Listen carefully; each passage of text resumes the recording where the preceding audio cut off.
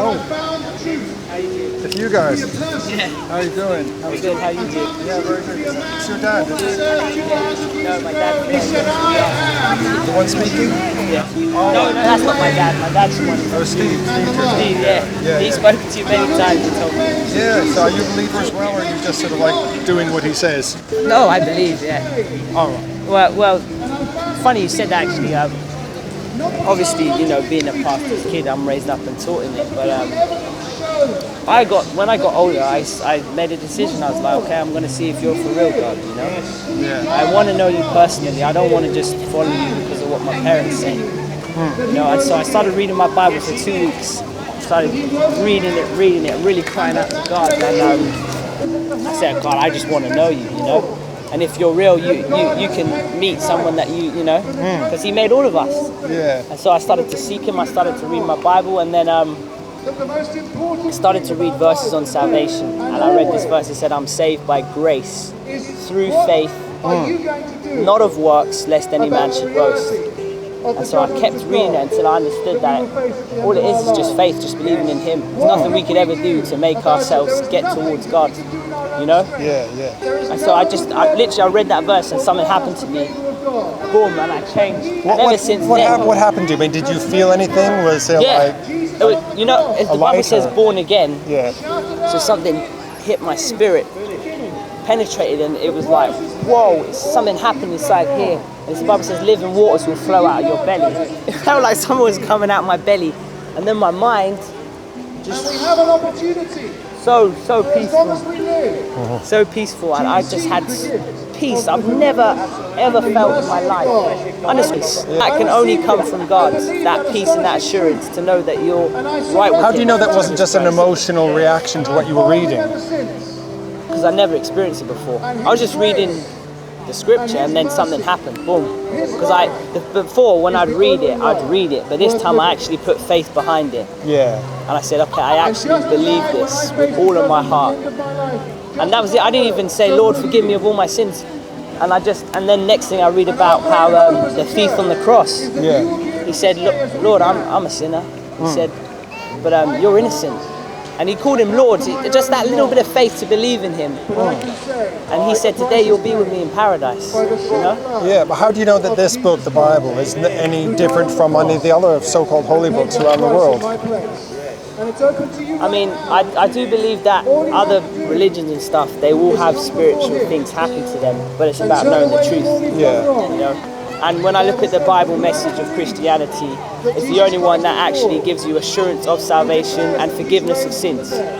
Other religions, you have to work your way towards God, you have to live a good life, be a good person, and then all of a sudden you're better than somebody else. And it doesn't So work you don't like have to that. be a good person then. You just got the ticket to ride, as it were, all sorted out. To receive salvation, it's not about works, it's just faith in Christ. And then once you put your faith in Him, obviously you have what the scripture tells you. The more you learn, then you have to live it. But it's not the fact that I go and tell people about Jesus and I or pray for people that makes me righteous. That would never. How could I ever be righteous as a human? The only way I would be righteous is if God made me righteous. You see?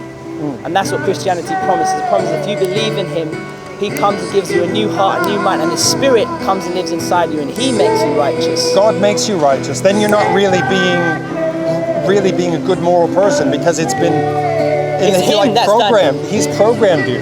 So how is that being a moral person though? You have to come to that decision yourself, surely.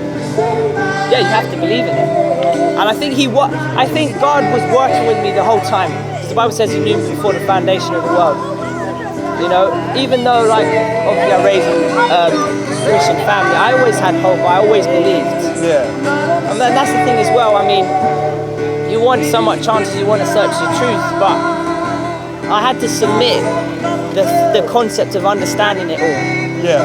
Because even if you're in heaven, you would understand a lot more if you're in heaven, but there's some things you're never going to understand, because God is God and we're humans.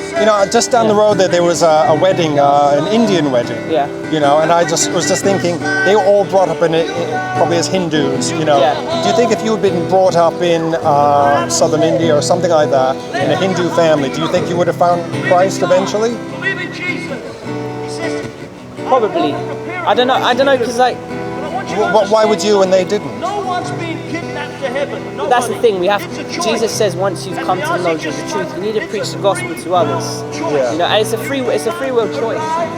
Like, this is what I take it, there's been Hindus and Muslims who have cried out to God, the only God they know, or so Allah or whatever. Yeah. And they've with all their heart, they've seeked with all their heart, and then the next thing Jesus appears to them. How do you know that?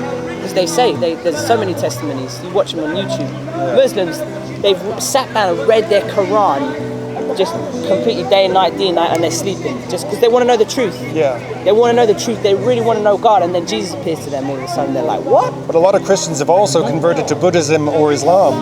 But that's true. But that's the thing. Because they heard the word of Krishna or whatever. Yeah, but it's about, but that's the thing, it's about a personal experience for you. Yeah. So if I have a personal experience with God, who can take that away from me? Who can tell me that something? But I was brought up Christian, my family all very Christian now, and yeah, I did all that, ask Jesus into my heart, all that, the whole thing, and right. I didn't really feel anything. You didn't feel anything. You know, and we're always praying all the time. My dad's in hospital at the moment, and my mom phones me up, and she says, we got to pray for him, and so... You know, I mean, I don't really pray, but she gets about 6 people to pray for him, the pastor to pray for him. Then she phones up, he's getting worse, we need to pray more. It's like, come on. And you want to blame God because you want your... No, I'm not blaming God. Yeah. I'm saying there doesn't seem to be one. Yeah. I know, and that's the thing as well. Yeah. Feelings. We always want to feel. And that was the thing as well. I was like, I don't want feelings. I just want to know God. And I put feelings to the side. And when I put faith first, just belief, and continued belief, consistent, then the feelings But came. isn't faith really a feeling, an emotional response? Well, I don't know, not really. Because it's like, I was seeking God, and because I was seeking God, with no feelings or nothing, just knowing, look, God, I'm here, I just want to seek you, and something happened to me. It's all about your heart, how much you want to know Him. So you cried out to God first before He touched your heart. Well, God was always there, it's just I had to draw closer to Him. So you already believed really in the first place. So it's a foregone conclusion, really. I believed, but it wasn't like you said, I believed, but there was no personal experience for me, so I wanted it to be real. I said, no, I didn't want it. I said, God, this needs to be real, otherwise I'm just not. No, you know? Have you ever thought, like I have, that these other religions, like if you looked at, I'm sure you looked at the Quran and all the other holy books, and you looked at them and you said, this stuff is made up by people who were mistaken, who had perhaps a political agenda to control people. Right? Then you look back at the Bible. Why isn't that the same thing?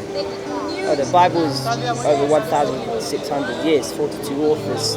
They all write about the same thing. What's his name? Muhammad is just one person, and just one person receives the divine revelation. I think that's a bit unfair that only God would just choose, one person. Well, the Hindu holy book is 5,000 years old. They don't know how many authors there are. And that's the thing as well. I read in the Bible when the Israelites, the Israeli people, they received the knowledge of the Messiah. Paul would go to the Gentiles and he would tell them, and he'd say, the God you've been worshipping, he'd say his name is Jesus. He'd tell him that then his name is Jesus. Yeah. He wouldn't to scrap it on that. He would say, look, you're worshipping this person, but his name is Jesus. Yeah. And he'd tell him who the real God is, So that's the way I see it. But I mean, I don't know.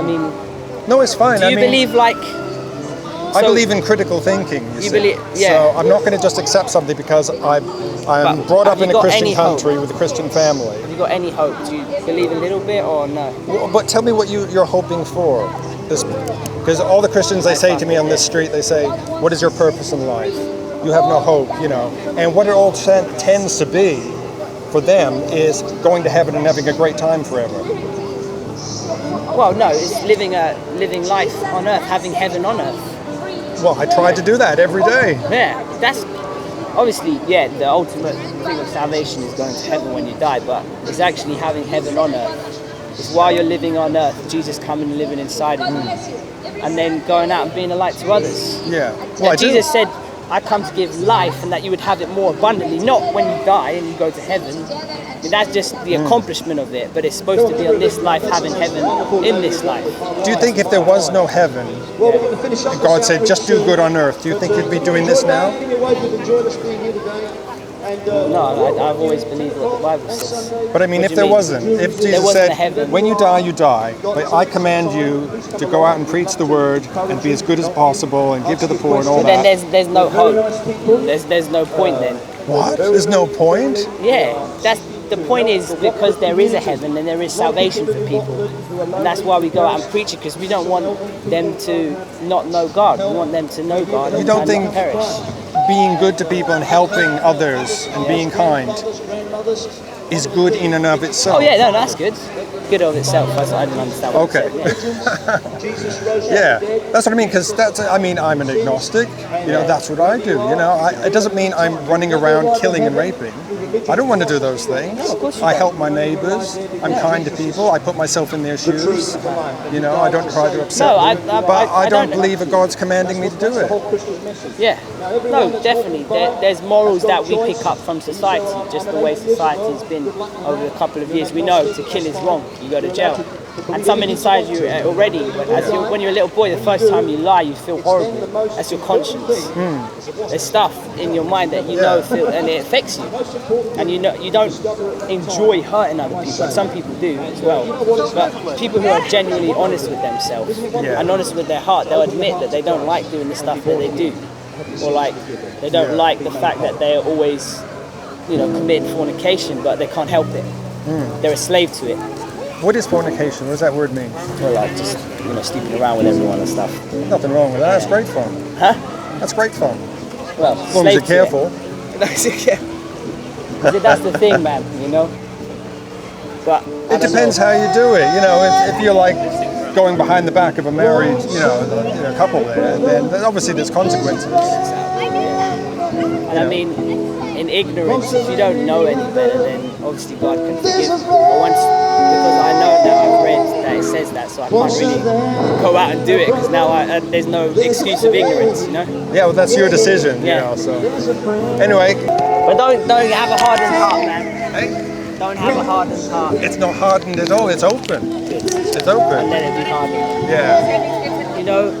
I don't know. Obviously, I would need to know Jesus. I did when I was a kid. But just life.